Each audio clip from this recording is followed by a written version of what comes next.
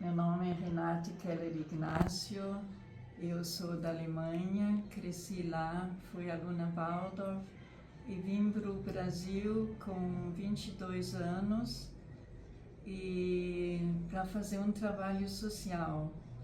Aí eu conheci o meu marido, Paulo Roberto Ignacio, e desde então eu moro aqui no Brasil faz 51 anos, muito feliz.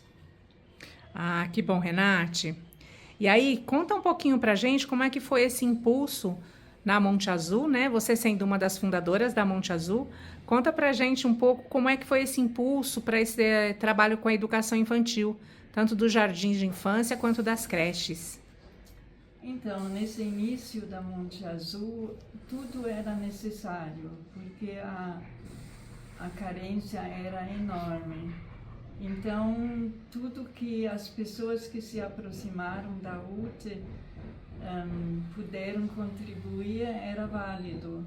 No meu caso, era uma pequena experiência que eu tinha de educação infantil na Giroflex. E como tinha muitas crianças que estavam soltos na favela ou que não tinham assim um ambiente adequado, eu comecei então com o jardim de infância com crianças de 2 a 7 anos. Ah, que bom. E como eram as crianças daquela época? Essas crianças eram muito carentes, dava para ver no físico delas a desnutrição, doenças, vermes, doenças pulmonares, assim uma aparência às vezes de pessoa já mais velha, mas assim um corpo de criança mais emagrecida. Então, no jardim de infância, eu tentei fazer com que essas crianças tomassem chá de boldo todos os dias para melhorar esse físico, essa digestão. E foi bem divertido, porque a gente fazia campeonato. Quem conseguia tomar chá de boldo sem fazer careta. Ah, que legal. E quem eram essas professoras, quem eram essas cuidadoras ou essas mulheres que trabalhavam na creche? Então, primeiro só tinha meu jardim e um outro jardim de infância que foi de uma mulher aqui, uma voluntária que morava no bairro. Mas quando a gente viu quantas crianças viviam dia após dia em situação muito precária, às vezes trancado nos barracos, porque a mãe tinha que trabalhar. Então a gente decidiu que eu fizesse um curso, preparasse mulheres e moças, pessoas interessadas da comunidade para se tornarem educadoras. E foi isso que eu fiz, uma vez por semana. Então eu convidava quem se interessava e a gente aprendia juntos canções, brincadeiras, histórias, e eu ensinava para elas sobre o desenvolvimento da criança. Ah, sim. E como eram esses materiais, os materiais pedagógicos daquela época, né? Como que como eles eram adequados? Como se conseguiam esses materiais?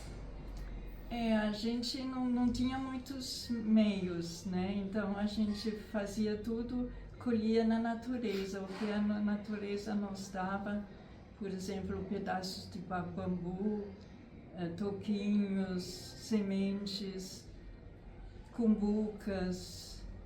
E eu mesmo fazia bonecas e ensinava as mães e as pessoas do curso a fazer bonecas ou animais. Então era tudo feito por nós mesmos. A Sim. gente praticamente não comprava nada fora de umas cestinhas e colheres de pau a gente fez também.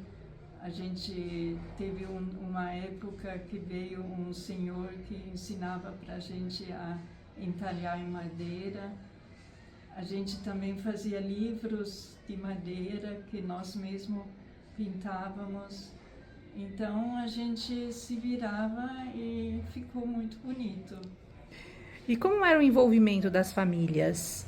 Elas se envolviam, elas participavam? Olha, as famílias naquela época eram muito tímidas. Elas parece que não se sentiam à vontade aqui na cidade grande, porque todas essas famílias vinham do interior, do norte de Minas, ou do nordeste. Então, não é como hoje que nas favelas, nas comunidades já tem a terceira, a quarta geração, mas era a primeira geração que veio do interior e eles tinham que aprender a conviver na cidade grande. E isso foi uma grande transformação na alma deles. Uhum. E tinham desafios? Naquela época os desafios eram grandes? Eram muito grandes, assim, tanto é um desafio, né, para cada família essa adaptação e sem perder os valores que eles tinham do interior. Então a gente procurava que eles valorizassem a cultura deles. Então, por exemplo, a Folia de Reis, que a gente começou a cantar, foi nesse sentido, para eles viver que bonito, que valor que tem a própria cultura que eles trouxeram do interior. Mas, assim, na verdade, a televisão mostrava outra coisa, mostrava esse mundo de consumo e então isso era um desafio, esses dois mundos, como unificar ou como fortalecer principalmente as raízes culturais dessas famílias. Também um outro desafio era a violência. Na época tinha jovens que vendiam drogas, andavam armados, ficavam guerreando entre si. Então eu me lembro de uma festa de São Micael que a gente fez e do lado de fora estavam dando tiros.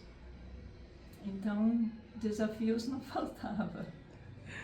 Ah, sim, os desafios foram grandes, né? Bom, a gente conversou aqui com a Renate. Renate, muito obrigada. A gente fala aqui com uma das fundadoras da Associação Comunitária Monte Azul, que traz um pouco para a gente como é que foi esse início na instituição com a educação infantil. Obrigada, Renate. De nada, foi um prazer. Obrigada a eu.